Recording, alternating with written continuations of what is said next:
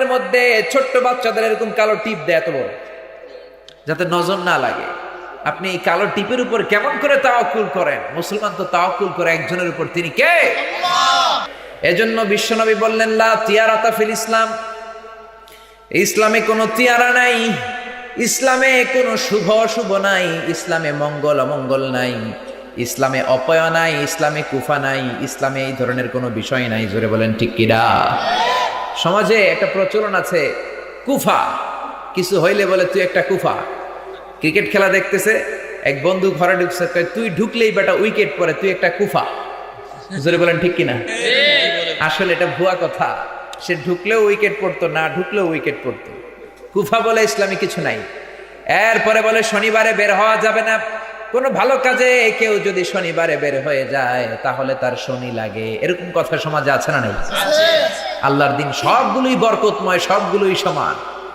এজন্য মুসলমান কল্যাণ অকল্যাণে বিশ্বাস করে না। মুসলমান বিশ্বাস করে খাইরিহি ওয়া শাররিহি মিনাল্লাহি তাআলা, ভালো হোক মন্দ হোক, কল্যাণ হোক অকল্যাণ হোক, সব কিছু করেন একজন, তিনি কে? আল্লাহ। এরপরে সমাজে বলে অপয়া, কুলক্ষণে। নতুন বউ ঘরে এসে চা বানাতে যে ফ্রিজ ভেঙে ফেলছে, কাপ ভেঙে ফেলছে, কয় বউটা ভালো না রে, বউটা কুলক্ষণে অপয়া। এরকম কথা আছে না নাই? আছে। বউকে তুলে আনতেছে, অ্যাক্সিডেন্ট হয়েছে, বরযাত্রীর গাড়ি, অনেকের হাত ভেঙে গেছে, আহত হয়েছে, তখন কয় বউটা অপয়া, বউটা কুলক্ষণে। এগুলোতে মুসলমান বিশ্বাস করতে পারে না। এরপরে তাবিজেও মুসলমানরা বিশ্বাস করে না। মুসলমান বিশ্বাস করে ঝাড়ফুঁকে। বিশ্বনবী নিজে ঝাড়ফুঁক করতেন। এখন কোরআনই তো ঠিক মতো পড়ে না, ঝাড়ফুঁক করবে কেমনে? সকালবেলা আগে কোরআনের ধ্বনি শোনা যেত, জোরে বলেন ঠিক কিনা? এখন কোরআনের ধ্বনি নাই, কোরআনের তাজবিদ তাহসিন সহকারে সুমধুর তেলাওয়াত নাই। এখন সকাল হতে না হয়তো এই ছেলেগুলোকে স্কুলে পাঠানো হয়। অবশ্যই স্কুলগামী হবে, অবশ্যই শিক্ষা অর্জন করবে, কিন্তু তার আগে কোরআন শিখতে হবে। জোরে বলেন ঠিক কিনা? তাবিজে বিশ্বাস করা যাবে না। বিশ্বনবী অসুস্থ হলে রুকিয়া করতেন, ঝাড়ফুঁক করতেন। আয়াতুল কুরসি শুদ্ধভাবে পড়ে তাজবিদের সাথে যদি পড়ে ফু দেন, জিন ভূত সব পালিয়ে যাবে। জোরে বলেন ঠিক কিনা? রুকিয়া করতেন। বিশ্বনবী নিজে 6 মাস অসুস্থ ছিলেন। লাবিদ ইবনুল আসাম, একজন ইহুদিদের মিত্র, সে বিশ্বনবীকে 6 মাসের ব্ল্যাক ম্যাজিক করেছে।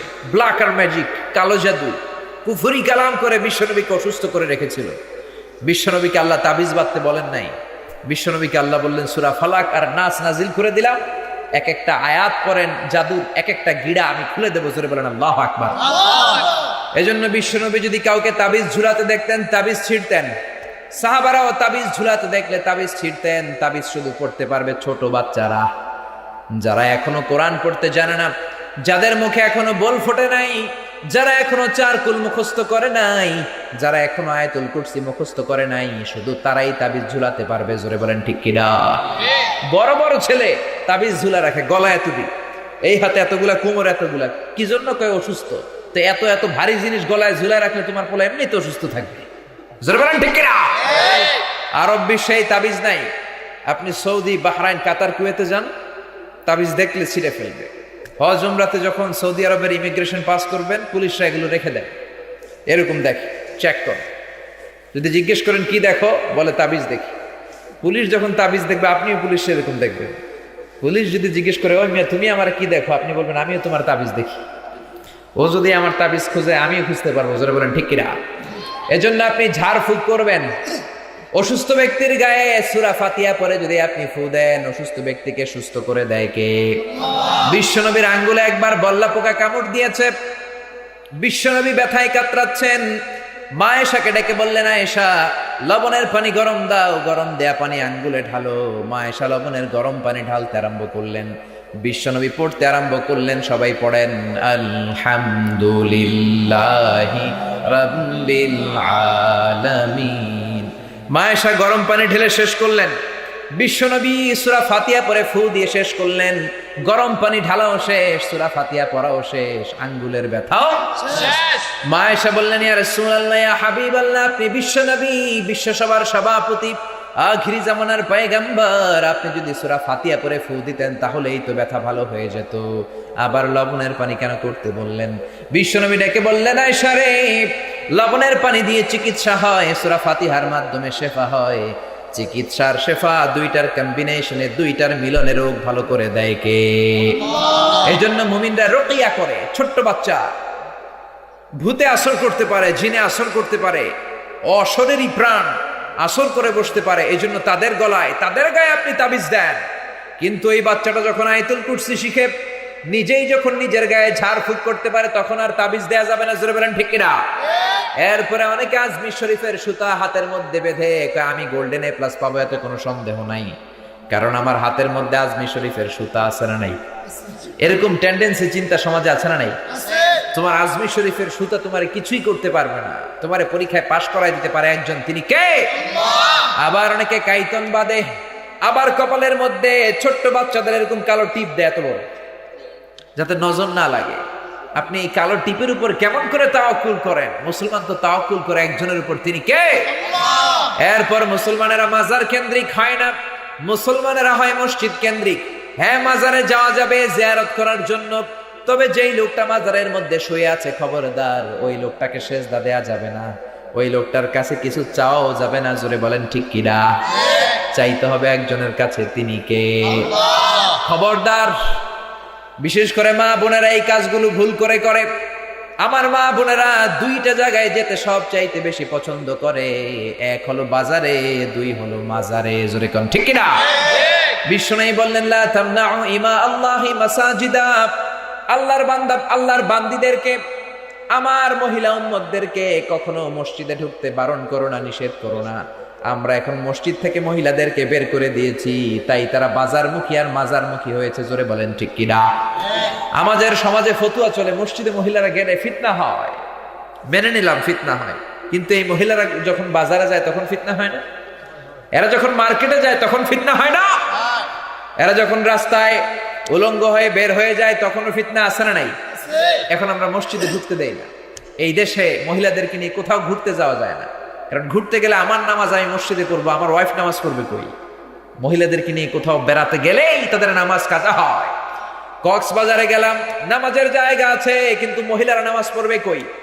আরব বিশ্বের যে কোনো দেশে যান, সব জায়গায় মসজিদের মধ্যে আলাদা করে মহিলাদের নামাজের জায়গা আছে না নাই? মা মারিয়াম এই পৃথিবীর 5 জন শ্রেষ্ঠ নারী। 1 নম্বরে আসিয়া, 2 নম্বরে মারিয়াম, 3 নম্বরে খাদিজা, 4 নম্বরে ফাতেমা, 5 নম্বরে বিশ্বনবীর একমাত্র কুমারী বউ আয়েশা। মারিয়ামের নাম এই 5 জনের মধ্যে আছে না নাই? মহিলা হয়ে তিনি বাইতুল মাকদাসের, আমাদের দুনিয়ার মসজিদের মতো নয়, পৃথিবীর শ্রেষ্ঠ 3টা মসজিদের একটা, ওই মসজিদের মধ্যে আজীবন ছিলেন। মসজিদের ভেতরে বসে আল্লাহর জিকির করতেন, মসজিদ ঝাড়ু দিতেন, মসজিদ পরিষ্কার করতেন, মসজিদের মধ্যে সব সময় ইবাদত করতেন। জোরে বলেন ঠিক কিনা? গোটা বিশ্বে মহিলাদের জন্য মসজিদে জায়গা আছে, মাকানলি সাইয়্যিদাত, special worshipping place for women. মহিলাদের জন্য আলাদা জায়গা, নামাজের সময় তারা নামাজ পড়ে। এই দেশে আমরা ফতোয়া দেই মহিলারা মসজিদে ঢুকলে ফিতনা হয়।